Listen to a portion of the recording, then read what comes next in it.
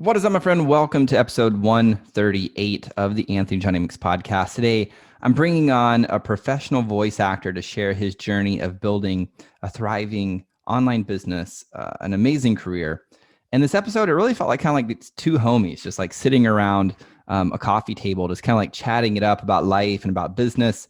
And today's guest shares some amazing wisdom that I really believe will support you on your journey. So if you're looking for some inspiration, or if you've ever felt alone in your entrepreneurial journey, hello, I have, then sit back, relax, and enjoy the show.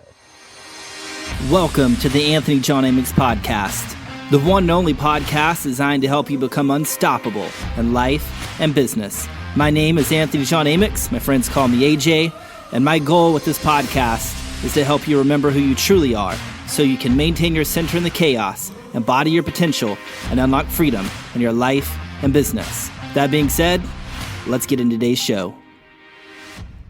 All right, welcome back. Today's guest is Tim Paige. He's a professional voice actor who just absolutely loves what he does, whether it's promos for like a new TV series or narrating some next special or intros for one of the thousands or more podcasts that he's produced, narrating like the next audiobook, just like whatever it is with voice acting, like he loves it. His mission is just to do an amazing job, turn it around as quickly as possible, and just like get to the next step in the journey without hassles or headaches.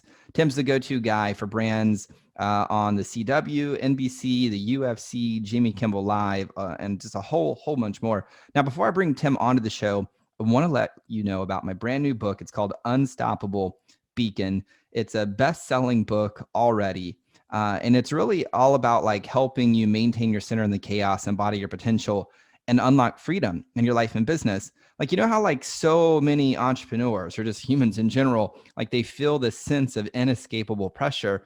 Well, the book teaches them how to convert that stress into fuel, like for their purpose, for their freedom, for their success, whatever that is. So you can get the book today by just going to unstoppablebeacon.com. Plus, I have some amazing bonus trainings as a surprise for you. It's just my way of saying thank you when you purchase the book. So again, head on over to unstoppablebeacon.com to grab that book today. So with that being said, let's bring Tim onto the show. Tim, welcome to the podcast, brother. Man, thanks for having me. It's awesome to be here. Yeah, dude, I'm excited to chat with you. Because we have a lot of similarities, man. We met back like in person at a podcast movement. I think it was like, was that the first one that they had ever hosted? Was in Dallas, right? I want to say it was the first one. Yeah.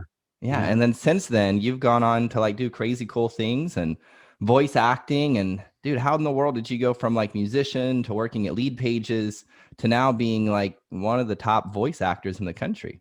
Man, my life swirls around. It's just like, there's this thing that I've grabbed onto, which is like, as long as you enjoy doing something and the market kind of demonstrates that that's where you need to be, then I just follow that. It's like, I didn't grow up wanting to be a voice actor. I grew up wanting to be a rock star, and I lived as much of that life as I could. And then when it came to a point where it's like, I don't think this is for me anymore. You know, I want to start a family and settle down and do all that kind of stuff. I ended up just kind of chilling out, trying a bunch of stuff, figuring out what I wanted to do, and came to the world of podcasting because I listened to all the podcasts that were out way back in the day. And I got really caught up on this idea of like, how do you create this life that you want? So, you know, I started being like, well, let's try podcasting. You know, musician, recording, all that kind of stuff. It's kind of similar, and I like the sound of my own voice, so I might as well go talking to the void. And it's weird because my life like forked at that point. I had kind of this dual path that I took where I went down deep into the marketing world, and I ended up, you know, like learning a lot about marketing and online marketing and all that, and ended up at Lead Pages from some podcasts that I had and some friends connecting us. And John Lee Dumas introduced me to Clay, the founder and CEO at the time. And he asked me to come on board and start their podcast. And we ended up doing webinars. It was just like this whirlwind of craziness. While at the same time, in the podcast world, I had created this awful podcast intro for myself where I tried to like mimic the you know, movie trailer guys. So it was like, in a world where one man has a podcast, one man will do some weird stuff. And it was just like this horrible thing. But all these people kept reaching out, being like, will you do my intro? Will you do my intro? And so I was like, okay, let's go with that, and started a company. And now I've done like 2,300 podcast intros. And that led me down the whole line of voice acting and learning and training. And that's a whole just ball of worms. What did you do for the UFC? I did a bunch of promos. So there's this whole world of entertainment marketing, and all the commercials you'll see that's like, tonight on Fox, it's an all new episode of whatever. That's called promo. And so I did a bunch of promos for the UFC. So their upcoming events. I did the Joanne Calderwood versus Paige Van Zant, UFC 193, and I did a lot of those kind of spots for a while. I haven't done that in a long time now, but it was fun. Nice, man. I like watching the UFC. I'm excited about the fight this weekend. Are you going to watch it? Oh, absolutely. I never miss one. I never miss it. I watch every single week. It's an addiction. Well, then what's your thoughts on Conor losing a couple weeks ago? I loved it. I never got swept up in Conor mania. Yeah. It just never did it for me. Like, he's a good fighter, but I think he's overhyped. I think it's personality. People love his personality, which is cool. That's interesting. But, as a fighter, I don't think he's, I don't think he's as great as a lot of people think he is. And I love Dustin Poirier. I was bullish on him for a long time. And I had a feeling. I even bet on it, actually. I bet on Dustin Poirier knocking out Conor McGregor in the second round, that specific bet. And I won. I bet $5. I bet like $100 something. So good. Yeah, it was great. Yeah, my brother was he bet on when Conor fought Floyd. And I think my brother said, I don't remember the exact bet, but it was like Conor's going to at least land 100 punches or something. It was like a real weird specific bet. Yeah. $100 and made like 500. He was like, I knew he's going to land at least X amount of punches, Yeah, he was for sure. I mean, he did better than a lot of people thought he was going to do. A lot of people thought he was going to be done, in the early rounds. So to do what he did was really impressive. Yeah. Nice, man. There's talks of him doing a trilogy with Dustin in May. It's not that official yet. Do you think the outcome's going to be different if they do solidify that fight in May? I think Conor will now have to train for a lot of stuff that all the other elite fighters have had to train for. I mean, the fact that he seemed flummoxed by calf kicks, which has been the meta in the UFC for like 3 years now. Totally. I think goes to show that he sort of was coasting, and now he's celebrity Conor and not fighter Conor. So I think now he's got to go train for that. He's got to learn to deal with those calf kicks, because you could go in essentially with the same thing and beat him again. I think a trilogy fight goes a little bit differently, and I think he comes out guns blazing if they do a trilogy. But I still think Dustin takes it. I think Dustin is. I think he's elite in that division. I think but he's talking about fighting Nate Diaz at 170, which to me, I don't think is a good move. Like, I get it. You think you're the crowned champion and stuff, but like, dude, go get that belt. Sure, for sure. I think he's trying to get that cheddar though and put that dough in his pocket. Yeah, no doubt. He just made like what 1.3 million on that fight or something like that was his earnings, and I think pay-per-view points as well. And so that's a lot of money. And then Nate Diaz at 170, that's another big money fight for him. Come back, take the belt from whoever ends up with it, which who knows who it's going to be at this point. Yeah, man. I found it interesting that Conor wasn't ready for the calf kicks as well. And I remember because I like Conor, I like his philosophy on life a bit. And I found it interesting that he chose his camp. And so it started having me question well, why in the world do you have a quote unquote head coach if you're the one putting together the team? Like, wouldn't you want somebody who's outside of your own head to be able to give you the perspective? I don't know. Is this interesting? Like, I know for me, I personally pay coaches every single year. Same. And I want them to be completely outside of my life, completely objective, so they can see and help me see the things that I don't even know exist within me. And it's like giving me this edge. So it's just fascinating that he would be at the height of where he is and maybe he does, and maybe I just don't see it, but it just seems like he doesn't have that outside objective person to help him. It's just fascinating. I mean, and there's another example of that in the UFC as well, which is Tony Ferguson. Tony Ferguson just put together his own camp before his last fight with Justin Gaethje. Yep. He lost that fight. Granted, I mean, God, he took a beating and he hung in there until the very end. I don't know how you do that. Me neither. And and then obviously losing to Charles Oliveira, maybe we're talking like between the two of those fighters, we're talking like 4 losses in the last 5 fights for both of them. Maybe it's not the strategy. Like maybe the old tried and true method of, having a team, an established team, and doing that. Dude. And dude, you can throw Mike Perry in the mix too. He did his own cornering. It didn't turn out too well for him either. It did. His girlfriend was his corner person who does not have experience in fighting. I mean, he didn't either. So, he was just a brawler who came in, and he did some pretty crazy things considering his lack of experience. But yeah, it didn't pay off for him last time. What do you think about the Usman fight this weekend? There's a lot of indications that Gilbert Burns has his number. And I think it comes in the form of a submission, because Usman is not a submission fighter. He's a great wrestler. He's a great striker. He can do a lot. And I think he's one of the great welterweight champions. But I think Gilbert Burns can beat him. And I think his camp even said when Usman left, they said, we have the champion here. We're going to get the champion back, and pointed to Gilbert Burns, and he's the guy. So I think he can beat him. I'll be rooting for Gilbert Burns, because I think his time is here. Awesome. Yeah, I can't wait to see what's going to happen. Man, I don't know. I think Kamaru, dude, has a good mental game. I think his work ethic and his grind is some of the best.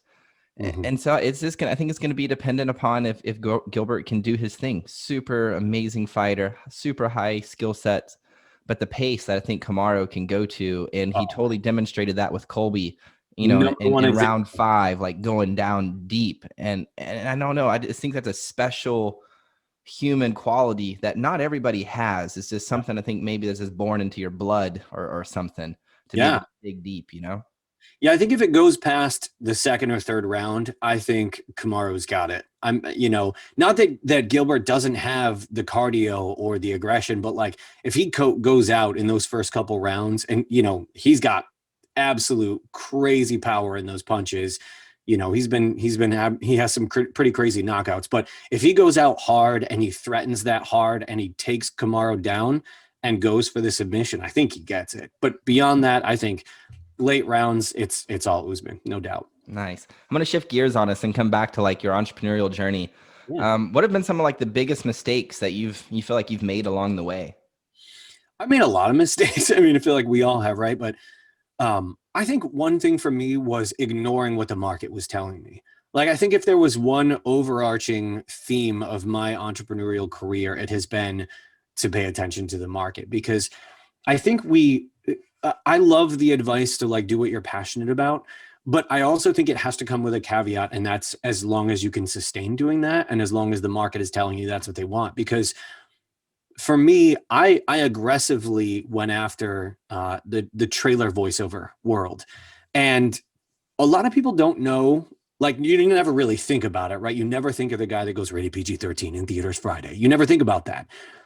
But it is a small, teeny tiny subset of the voiceover world. I mean, there are, hundreds of thousands of voice actors out there now. One of the biggest casting websites, I think they said they have 800,000 voice actors. Wow. There's so many voice actors out there, and there's probably 20 that are working consistently in movie trailers. But I wanted it. I was having success in promo. I was the voice of a bunch of shows on the CW. I'm still the voice of The More You Know on NBC. Like, I do a lot of promo, and they're similar, right? It's a similar style, but movie trailer is so specific. But I wanted it really, really bad. I'm really passionate about movies, and I love movie trailers. I watch movie trailer YouTube channels all the time. So like, I wanted that. So I worked with the best coach in the business, a guy who directs movie trailers. I spent a lot of money doing that. I got a great demo done by also one of the best in the business, and really, really pursued it. And after probably 2 to 3 years of hard pursuit of training, I had booked one trailer for a Telltale Games video game, Batman: The Enemy Within, which is a great game. But that's not enough to spend hours and hours and hours and hours. And I mean, I had done what's called scratch reading. So basically, when the trailer companies that produce the trailers are pitching the studio, what they do is they'll put a scratch voice on there. They'll just, it's usually intended to be a professional voice. It's not just, they don't just go, in theaters Friday. They get somebody professional to do it. They do it for free, but they put that on the trailer and then they pitch it to the studio. Mm-hmm. And if the studio then hires them, sometimes they will hire the person who did the scratch read, but not always. And that's how a lot of people that aren't already working in movie trailers get into it. Anyway, so with that backstory into it, I put all of that time and effort into it, and it just wasn't there. I don't have a really deep voice. I'm sort of right in the middle, a little low end, but I have a young sounding voice. And most male movie trailer voices are deep, and you can't simulate that. You can make this sound like this, and it's almost there, but it's not quite, because the guys that really do it, that's just where they live. And so for me, it's simulated, right? Yeah. So I finally was like, okay, this is not working for me. Where am I getting most of my work? And when I was able to look at it that way and say, like, am I still passionate about this? Do I still love doing this if it's not in movie trailers? The answer was yes. And funny enough, this is really interesting. One of the guys that I was coaching with is a big movie trailer voice guy. He did like the Trolls movies. His name's Ben Patrick Johnson, just has been doing it for a long, long time. And he goes one day, he was like, have you ever done audiobooks? And I was like, yes, I did one in the first 6 months of my career. It ended up being an 800-page book about investing.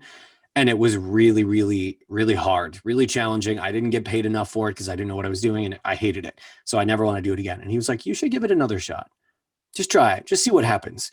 So I went to ACX, which is Audible's platform where they connect writers with narrators. And I auditioned for a book. I got the first one I auditioned for. I got 2 chapters into it, and I was like, I love this. This is what I've been looking for. I'm acting all day long instead of auditioning, a little bit of acting, auditioning, which auditioning is acting, but like you're constantly switching. In audiobooks, you're every character, you're the narrator, you have to tell the whole story, you have to understand the story, you have to emotionally buy in. So I did that. I started auditioning for books.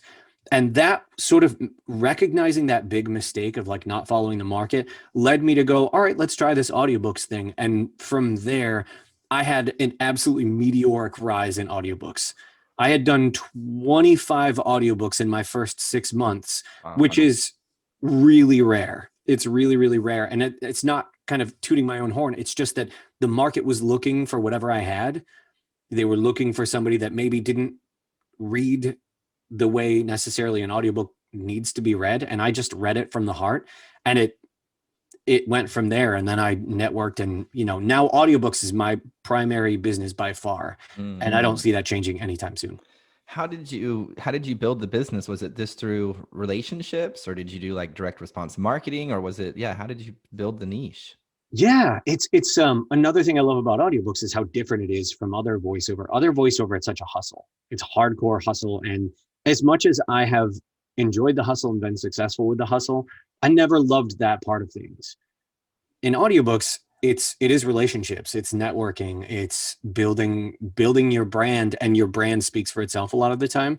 So at first I was auditioning for books on ACX, and they would work with me there, and sometimes authors would refer you to other authors and that kind of networking. But then one of my coaches said, hey, you've got to go to an event. There's this big event that you need to go to, and it's in New York City, which I'm in Syracuse, New York. So it's 5 hours, no big deal, 1 hour flight.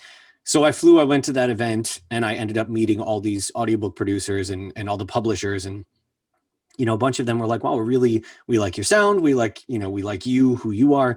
We'll toss you a book. And they started tossing me books. And from there, it was like more and more and more and more. And so now about 80% of my work is through publishers and producers. And then about 20% is for independent authors who I've built relationships with. But it's interesting because as much as my work is mostly publishers and producers now, there's still a huge part of that happens because of my connection to the listeners. right? Like I do a lot of romance. I also enjoy romance. I'm like one of the few men on the planet that loves romance books. So I also narrate a lot of romance. And yes, a lot of it is exactly what you imagine when you hear romance books, right? Um, and but the community around romance books and romance audiobooks is relatively large and insanely passionate. Like they love their books. They're proud that they love their books. They love their community. They buy every single thing that comes out that is in, something that they're interested in, and they worship narrators. Mm. They adore now a lot of that's not true in a lot of genres of audiobooks, and there are obviously your cult favorites, but in general most people could never name their favorite narrators. Maybe like their top one or two, if you've got like a Ray Porter or somebody that you just really really love, that kind of thing. But for the most part, most of your books you wouldn't be able to name them. In romance, they can name all their favorite narrators, and if you ask them, hey, who would you suggest for my book, they'll give you a list of 100 people. They just love it. So seeing that and knowing I myself am also a fan, I went crazy in the Facebook groups. I posted live videos of me in my booth narrating the books that I was working on. I did Q&As as much as I could. I started a podcast recently with another narrator who is also my best friend, and we started answering questions about love, sex, and romance on this podcast under the understanding that we're not experts, we're just romance audiobook narrators. And that gained its own cult following. So it's like a lot of this like organic brand building marketing has just made it now so that I'm booked out really far in the future. I've got a lot of stability. I've built a name for myself in like 2 years of narrating audiobooks.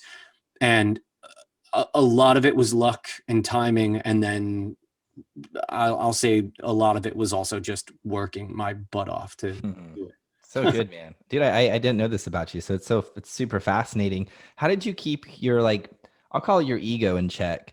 The part of you that wanted to do the movie trailers, and you pursued it for, I think you said 2 or 3 years, Yeah. it not working. How did you let that baby die to give way for following the market? It was hard, I think part of it was I looked at the amount of money that I'd spent trying to get there and said, okay, it's not that this was wasted. I had this experience. I learned a lot. I learned a lot about myself.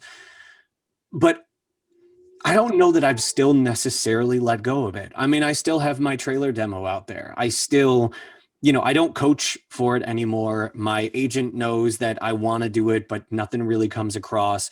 But I think it was mostly just saying, okay, I have a family to support, and this is something I'm also really passionate about. And so, hey, I didn't get to live that exciting dream that I wanted to live, and that's okay. I mean, I made it so far with the band in those days, and I wasn't rock star status. I wasn't paying the bills, from the band, even though I was on the road 8 months out of the year.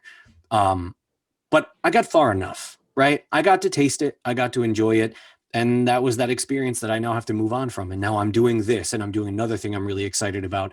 I think if it came to the point where I couldn't do stuff that I loved anymore, it would be way harder to let go of any of it, because it's not like, I don't feel like I dropped levels from like, I was really excited about movie trailer to like, audiobooks are okay. It's like, I was really excited about movie trailers and I'm really, really excited about audiobooks. So it's sort of like a lateral move. And I think that's because you wanted an experience of acting, like in the trailer world, you're acting, in the audiobook world, you're acting. So you're still experiencing what you wanted to experience. It's just in a different vein than you originally anticipated.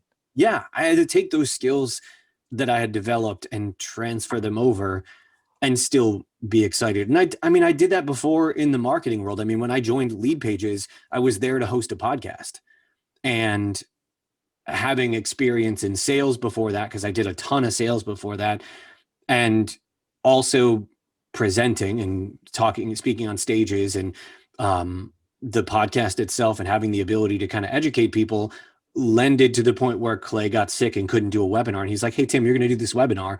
And then all of a sudden, I was the webinar guy, not the podcast guy. Even though I did the podcast, I was the webinar guy, and I shifted, and it was like, hey, I love doing webinars as much as I love doing the podcast. And then when I left there, I had my own webinar company, and that's what I was doing. It was just these shifts that when you take the skills that you have and you can move them over to something else, even if that other thing sort of died or went to the wayside, it's like, okay, I took what I learned there and I moved it over here, and it made this other thing that much more successful. How does somebody pay attention to the market? So my story around that is there's certain people, you're one of them, who have just an in-app gift to seeing the market. And then there's other people who are more just like masters of their craft. Yeah. And it's not that they can't see the market. It just doesn't come natural. I think it comes natural. My story is it comes natural for some and not for others. And it could just be a bullshit story. So how does somebody start learning to just pay attention to the market? Yeah, I think I agree with you there. I do think it comes a little more naturally, but part of it for me was like who's opening their wallets. Hmm. You know, in acting, it's really easy to find out if it's working, because if people aren't casting you, it's not working.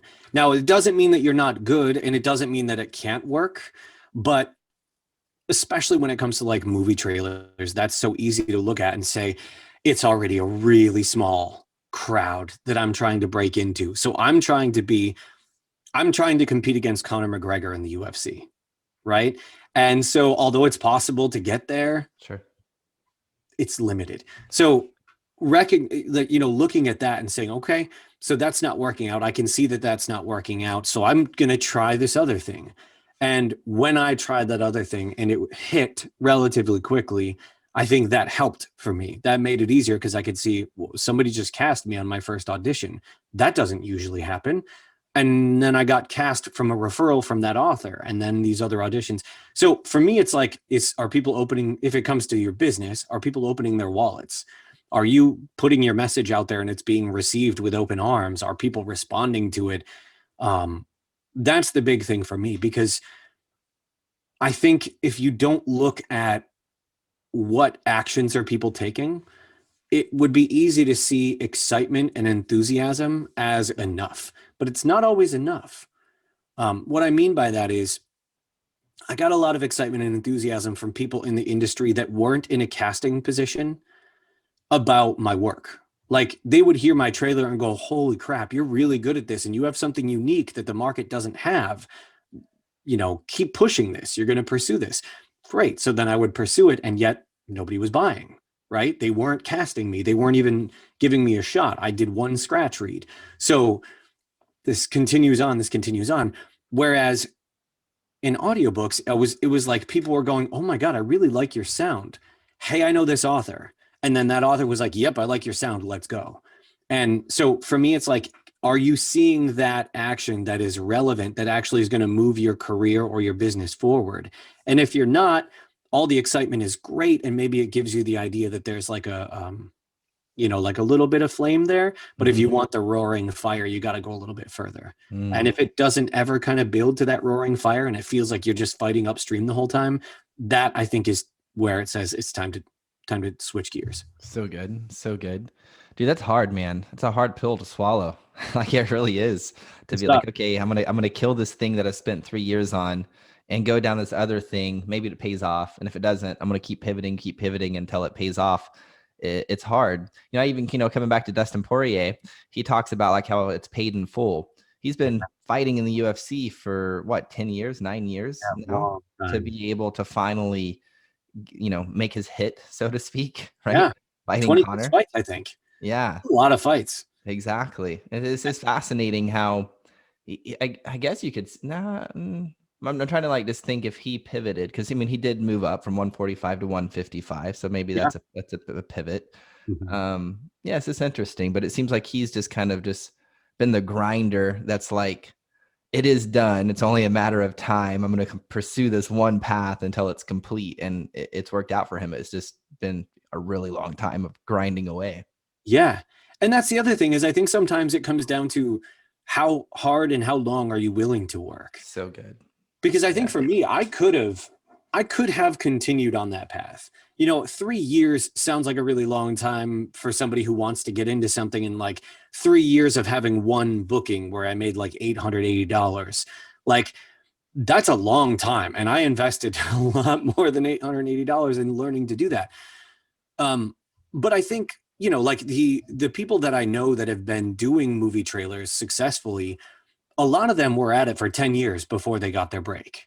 And so it's really possible that eventually I could get there. But for me, my tolerance for being willing to continue to do that fight was not enough. I noticed, like in the music game, I don't know if you noticed this when you're in the music game, but it seemed like the artists who were consistent for at least 7 years, it took 7 years before they got their break, before they started getting into the record label level type of quote unquote success. It doesn't mean that they're paying their bills. It was just like they've upgraded. And it was just something I saw when we performed. Ours was kind of that 7-year hockey stick kind of growth.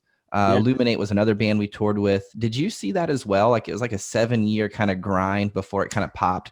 Now, again, you had to be great. Like you had to have good music. You had to be a good performer. So you couldn't be shit. But if you were actually good and had talent, it was kind of like this 7-year grind before the doors of opportunity opened up. Did you see the same thing? I would definitely, I would agree. And I mean, we got signed, I think, after 5 years. And that was when, we did Warped Tour. That was after we had already done TRL. Like we had already done good things and still the labels weren't biting. So yeah, I think that was about it. And then things started to pick up. But the unfortunate thing is there are some areas in the music business, which again is a limiter, where your age is a factor. Age was a factor for us. We were early 20s, mid 20s. And the label was like, you guys are actually already too old, but we're going to give you a shot because we see how hard you work. So I think that's like another thing that's weird to recognize is sometimes, depending on the industry you're in, there are other limiting factors. I mean, you're not going to compete in the UFC if you're 50. Totally. So you can go, if you're 50 years old and you dream of fighting, you're going to do it for fun. And that's great. There's nothing wrong with that. You're probably not going to be a pop star in your 30s if you're not already one. We were in our mid 20s and we were told you're probably not going to be successful because the kind of music you play, they want 18 and 19-year-old kids. And it just was what it was, but we accepted that and still got to do what we loved. We're never going to be, on the radio airwaves, just killing it, which is fine. Now, did you have to do any like inner work to get to where you're at today? I mean, all the time. I saw a therapist pretty regularly to work out a lot of the stuff. Cause I think a lot of the times we get really caught up on business. I'm an entrepreneur, so I need to learn business skills. I need to do life coaching around those kind of things. And I think they're all really good things. But also a lot of the stuff that holds us back, I think, is just the stuff we've dealt with in our lives, the psychological shit that we hold in from a lifetime of experiences, good and bad. So yeah, working with a therapist and kind of working through that stuff and working through the stuff I was going through in my life, that definitely helped. And then, figuring out, how do I learn to let go of stuff like that? How do I learn to let go of the trailer stuff that just didn't work out for me? How do I let go of the music career, even though I was the one to kind of shut it down, but to accept the fact that it was where it was going to be and it wasn't going any higher, so I could keep grinding or I could, move on. So yeah, for sure. What was your biggest breakthrough with your therapist, if you don't mind sharing? I don't know if it was one big breakthrough, but I think it was just a series of small breaking things down. I think a lot of the time I had the perception, or for a long time, I had the perception that I was going to work with a therapist and there was going to be this big aha moment. And it was going to like, oh, here's the source of all of my shit. Like, this is why I struggle with X, Y, and Z. But for the most part, it was, there's one of my favorite musicians of all time is named Owen. And if you ever get the chance, check him out on Spotify, Owen. He's got a line in a song that's like, I'm in therapy, she's in therapy. It seems that the answers to all my questions are just questions for next week's session. And I love that line because that's really what I found therapy to be. It was just a series of questions that I had to wrap my head around. So I don't think it was ever one thing. It was more breaking a lot of stuff down, breaking through a lot of walls to get to the next wall so I could break that one down and slowly kind of figure out who I was and what I wanted out of life. So good, man. Who did you discover you were? This. I Awesome. mean, whatever the hell I am now, and what I am now will be different from what I am in a year and 5 years and 10 years. I also think one of the things that I have struggled with is learning to accept that people change over time, and we're still us at our core, but over time, over the years, we are interested in different things. Our priorities shift, our deepest desires shift. The things that used to matter a lot don't matter anymore, and vice Mhm. versa. And I know this is like a lot of us probably already know this stuff, because if you think about who you are when you're in high school versus who you are when you have a family, like that's dramatically different. But I even think there's more subtle things than that shift over time, and we learn about things that we never knew before. I mean, think about the fact that so many people are now learning that about things like systemic racism, which is something that for a lot of people, myself included, racism was always thought of as, here is a white person who hates a black person, and not knowing that it's so much deeper than that. And when we learn stuff like that, for example, that changes who we are as people, because it opens our eyes to a lot of things that we didn't recognize before. And it can also help us to kind of look inward and see who we are, and where our kind of things that have built us up from children, and the things that stuck with us, things about, like, for example, religion, things about, you know, food dogmas that we end up buying into, like whatever these things are, and to open our eyes and say, okay, is this really something that matters to me, or is it because it's been ingrained into me for 5 years, 10 years, or whatever. Yeah. And I think that's really helpful, and I think that's been the biggest thing, is who I am now is whatever the hell you see now, and who I'll be in 5 years will be dramatically different. So good, man. I love it. One of my greatest like spiritual philosophies that I've studied is just like I am. So it's like, well, who are you? It's like, well, I am. And it's going to change moment by moment by moment by moment. And when we can come home to that, how much freedom we actually experience. And I've experienced there's a difference between like intellectually knowing it and like feeling it like within your heart, within your soul. And when like it's intellectually known, but when it's fully understood in your heart, it's very different. Have you experienced the similar thing? Yeah, I mean, it's a conversation that we have a lot when we think about things like, I've had a lot of friends go through divorces recently. My wife and I recently broke up, and one of those things is like, when you're thinking about, when you're thinking about things like, uh, I lost track of where I was going with that. No, no problems, no problems.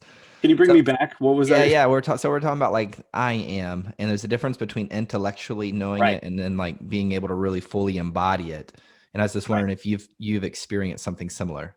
Yeah, yeah, yeah. So talking about things like when somebody sees that their ex has a new partner, and intellectually knowing that, like, maybe it seems like their ex is being all the things that they never were with them, with their new partner, Mhm. intellectually knowing they're the same person. They're probably bringing a lot of those same negative behaviors, or they're hidden just like maybe they were with you when they were with you, right? Intellectually knowing that and really internalizing it is different, because we can still feel jealousy even though we know maybe we don't want to be with that person anymore. Yeah. And yeah, like having those experiences, 100%, I think that's huge. It just like when it comes to the trailer stuff, I can intellectually know I've struggled for years and years and years to make it work, and then that trailer audition comes from my agent, and I'm like, oh my god, drop everything, make this work, even though I know. But it's like, still, I haven't, sometimes I feel like I haven't fully brought it internal. Yeah, 100%. So nice. I've only done therapy once. I did EMDR therapy after my daughter was born. Like, I don't know, the birth of my daughter was like super fucking traumatic. I talked about it openly on podcast, I think episode number 5 or something. Like it like sent me to the pit of apathy where I wanted to blow my head off in the garage. Like I didn't care about life. I didn't care about my career. It was just this weird traumatic thing that triggered like some deep shit within me. Yeah. And what I found in therapy, and it helped, but I felt it was so slow. I remember telling the therapist, I was like, hey, can I just like pay you for 3 or 4 days? Like, I'll just come live with you for 4 days. Can we just go to the fucking root of this thing and Yeah. solve this? Because this is taking forever. I'm not used to it taking so long. And she's like, well, therapy, we ask questions, it's pulling layer by layer. I'm like, just rip it off. Come on, let's go. I'm an entrepreneur. Let's go fast. Yeah, So I it's gotta just make this progress. interesting experience between how fast I'm used to going and the capacity that I have to go deep really quickly and find healing and working with some really amazing transformational coaches. And then the therapy side, no right or wrong. I'm not even bashing the therapy Sure. side at all. It was just such a distinct experience for me, how one was so much slower.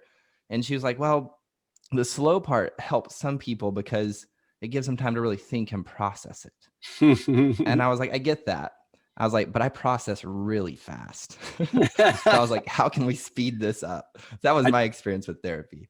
I would bet money entrepreneurs struggle the most with therapy, with traditional psychotherapy, like for sure, because we are used to there's a problem, let's fix it. Yeah. Right. That's what we do. We come up with solutions to problems. And so when you realize therapy is just a long series of slowly working through a problem that may not be something that's fixed, but that you learn to accept, deal with, live with, work around, slowly kind of excise, I think it can be really hard. It was really hard for me too. I am also a work it through. I mean, when somebody and I are having a disagreement, if we're butting heads or something, I'm like, no, work through, let's talk through this right now. And there's a lot of people in the world that are just, no, let me go off and be by myself. Sure. And we'll be fine. And we can talk through it later. So it's the same thing with therapy. I'm with you. I'm the same way. It was really hard. And I think part of the work of a good therapist is also getting you through therapy, getting you ready for therapy, which that also sucks because you're like, I'm paying you Totally to help me be ready so that when I pay you, I'm getting the most out of it. It's hard. Yeah. Yeah. I even thought about going back to school to do psychotherapy and all that because I find it so fascinating. Yeah. But then I started learning that if you have a license, then you have these boxes that you have to stay legally in. Yes. And I'm like, I don't do boxes. I'm not going to get on the psychotherapy route. Yeah. That's very, very, very true. Because I remember asking my therapist, it's like, could we do this? Like, can't you just take me to the pit of apathy?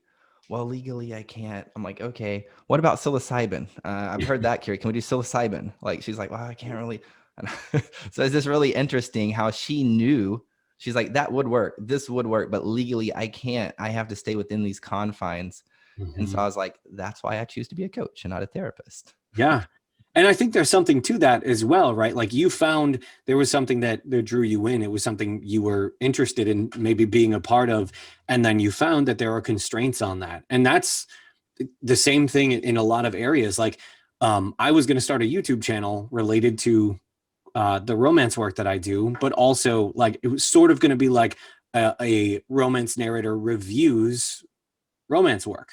And it was called The Book Boyfriend because I was the guy who loved romance, again, in a world of a lot of guys don't like romance books. Yeah. And I was going to start that, but I had a few people in the industry that were like, hey, that's probably not a great idea because you're in the industry, you're a narrator and you're working for authors and you're now reviewing authors' work. And it's going to create some weird conflicts that you don't want to be a part of. And it was like, okay, something to consider is that this is a path that kind of limits things. And the same thing in other areas like promo voice actors or commercial voice actors or political ad voice actors have to be careful. They cannot, like, I'm pretty vocal about a lot of stuff that I care about. I post about it. I'm not like, I don't try to start fights, but I mean, I know who I am and I'm loud about it. And that's a problem in some areas of voiceover. That's a problem in some areas of life in general. But I think, deciding where are you okay with some limits is good. And you figured that out. And I think that's a pretty big, that's a big realization. For sure, man. Now, are you still vegan? I am. Yeah. It's been 16 years now. So to open up a can of political worms, because this would be fun to talk about. What do you think about the head dude of Monsanto coming to be the dude for the USDA? Yeah, I haven't heard much about it. I haven't read much into it. Obviously not a big fan of Monsanto. Sure. And I also don't expect anybody to be perfect. I expect there to be a lot of politics in politics. Totally. And so, yeah, I think a lot of people give hero worship to politicians. That is very much not deserved. I don't think any politician should be a hero. I don't think they should be, I think they should be looked to as somebody that we're looking for help from. But boy, the hero worship, I think, gets us in trouble. So And good, man. Why did you choose to go vegan? uh, I was a young guy and I had a lot of friends that were vegan. That's part of it, right? The circle that I was with. But primarily, they had showed me back then, a lot of the documentaries were sort of like really crappily done. Like somebody literally took a camcorder into a slaughterhouse and took footage of it and then like talked about it. But I watched some of those. A couple of friends had shown them to me and they were like, understand that this is what happens for you to eat your meat or your eggs or your cheese or whatever. And I thought about it a lot and I was like, okay, well, knowing that that's a problem, I wonder if it's something I could do. And I just don't know if it's something I could do. So the 6 month, the middle of summer, rather, I was like, I'm going to go vegetarian for a week. Like, what the hell? Might as well try it. And like day 2, I was like, this is easy. The meat replacers are good enough, right? Or whatever. 6 months later, it's the day before Thanksgiving. And I'm like, I'm going to try vegan for a week and just see how it goes starting on Thanksgiving. If I can be vegan on Thanksgiving, I can be vegan any day of the year because I loved me some turkey, mashed potatoes, gravy stuffing, all. Oh my God. Awesome. So I did it. And then on Thanksgiving, I made it to the end of the day and I was like, I'm vegan. And I've had my stumbles along the way. I think everybody does. I've had moments where I've been like, am I vegan because I care about the animals or am I vegan just because I'm vegan? And I've sort of explored that and it brought me back to, yeah, I care about the animals. That's why I do this. It's not for health. It is a little bit for the environment, but most of all, it's just because it's in line with my morality. Awesome. Do you feel good? Like your body feels good? Yeah, I feel better than I ever have. But I Awesome. don't necessarily attribute that to veganism because I've been vegan for so long that, the last time I wasn't vegan, I was like 18. And so when you're 18, you feel pretty damn good.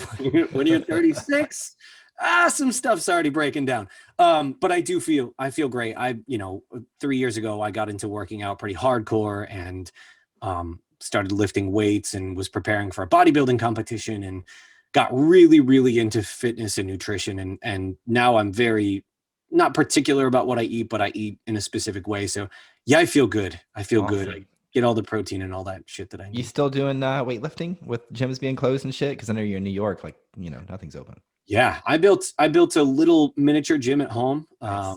with a lot of thrown together shit. But yeah, it's great. And I've gotten into kickboxing. So kickboxing is my cardio now. And, I've got some adjustable weights and a lot of bands and just do what I can. And weirdly enough, I've gotten better results since quarantine than I did when I was going to the gym 6 days a week. I don't know what that's about. Yeah, dude, I started using this thing called the X3 bar. So it's a little bitty barbell. So of the X3. Oh, Cool, yeah. cool. So I've been doing it I did a 90-day stint at the end of last year, end of 2020. And then I took a month off and now I've been on it. And so my fitness goal for this year is 12 months, 4 workouts a week for 12 months, 12-month commitment. But dude, X3 is legit, dude. Like it's easy. Like 12 minutes, 15 minutes, I'm done with my workout. My body feels good. My muscles are building slowly. Fat's burning, slowly. I do intermittent fasting most days, not every day. Like today I didn't. My wife wanted to make us breakfast, so we had some good breakfast together. But most days I intermittent fast, and I've really enjoyed the X3. And my hope is keep on doing it and make it a lifestyle thing. And my bones and ligaments and everything as I age are a lot more strong. So I have a more active lifestyle even into my 70s or 80s. Yeah, that's about where I'm at too. It's interesting. So I was working with a coach before my bodybuilding competition that I didn't end up doing. First off, it was going to be in the middle of COVID, and second off, I decided I didn't want to go there because I care more about my health, and I don't think you can be particularly healthy while competing. But it's interesting because one thing that I was talking to my coach about was like, okay, if I'm not going to compete, and I don't aspire to some certain level of aesthetic appearance, why am I killing myself? And he was like, why are you? And I was like, well, I want to look good and feel good and be strong and, whatever. And now I'm a single man. So it's like, got to impress the ladies. Right. And I'm 36 and I want to make sure I'm healthy and I want to be around for my kids when they're old. And he was just like, well, do you think you have to do what you're doing now to get there? And I was like, I don't know. This is all I've done for years, right? And he was like, let me tell you, he's a little younger than me, but not much. He was just like, I have cut back the number of workouts that I do. I don't work out 7 days a week anymore.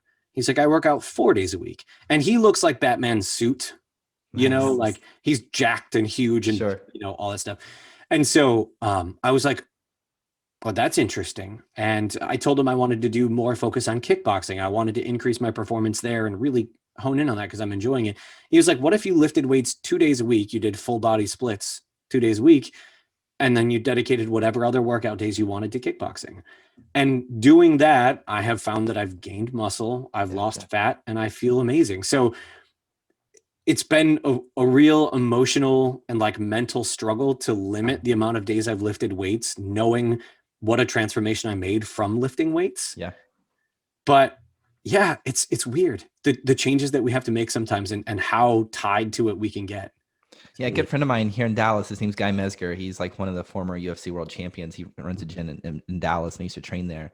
Did boxing with him for like 6 months. He always talked about like training functionally, like rather than just like, training to bulk up. He was a big, advocate of like whatever training you do, you want it to translate into practical applicability.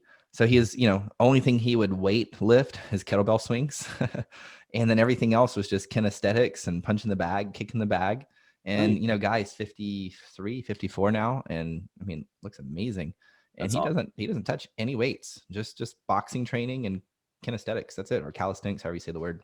Yeah. That's what he That's does. rad. Yeah, dude. Yeah. That's And in kickboxing, dude, throwing kicks for cardio is no joke. I know I took one kickbox class, and dude, it kicked my ass. Those kicks, dude, they take so much energy, It's awesome. I've never been a cardio guy. I have never liked cardio. I've never liked running or any of that kind of stuff. Really pushed back against it. I never did a minute of cardio when I was training for my bodybuilding show. I just dieted that hard. Can't do that anymore. but now, like, this is something that's cardio that I love. I love it. It's so much fun. It's so interesting, and it is functional. I've never been able to defend myself. I'm not a big guy. Sure. And even now being a little bigger and having a little more muscle, I've never been able to defend myself. I try to avoid being in situations where that matters, right? Yeah. So it's interesting now. It's like I have this cardio thing that I'm enjoying, and it's become one of the things where if somebody's like, hey, hi, you lost a ton of weight, you got in great shape. Like, how did you do it? And I was like, I found the thing that I liked. It's like, I stopped doing shit I didn't like because you can't stick with it. You're not going to do it long term. So if you want to lose weight and you go do cardio that you're miserable about every day, you might be able to do it for 2 months. But then what happens when you never want to do it again? Yeah, dude. So good, man. And just kind of landing this plane here, if you could go back in time and give your younger self some wisdom to help you get results faster, what would you tell them? I'd say to chill out. I was so wound up and so like, I have to do this. I have to, whatever this is at the moment, like I have to do this. If I don't do this, I'm never going to be happy in my life. It's like, just chill out. If this doesn't work out, there's another thing. You're a capable human being. You're a human of multiple passions. You can be interested in more than one thing. And a lot of the time I found that when I put all my eggs into my passion and it became the career, I didn't love it anymore. And so just chill out, go with the flow a little bit more. So good, man. If people want to hire you to do their podcast intro, audiobook, where can they learn about you, your company, all that good stuff? Yeah, I'm at thevoiceoftimpage.com, and everything there, every link you could want is there. Awesome. Brother, thank you so much for carving out time and being here. Appreciate you, homie. Thanks for having me, man. Well, there you have it, my friend, Tim Paige, the amazing Tim Paige himself here on the show. I just love that guy. I really do. I first met him back in 2015 here in Dallas at Podcast Movement. And for whatever reason, like when we met, man, we just like clicked. It's like we'd just been like long life friends. Like we'd known each other forever. And it's amazing to me how many former professional musicians are really in this game of digital marketing. I mean, I guess it kind of makes sense because it's a way for creative people to still be creative and be paid very well for the knowledge of creativity and stuff in the game of marketing. Now, I have personally hired Tim. I've worked with this team, and I can tell you personally, they're amazing and they live up to Tim's mission. So if you need some voice work done, I can't recommend Tim and his team enough. I mean, they're really fantastic, wonderful people. And I really hope this episode inspired and motivated you to keep creating your big vision. Like, I know that you have to pivot a few times, but if you'll stick with it, like, it's all going to work out in the end.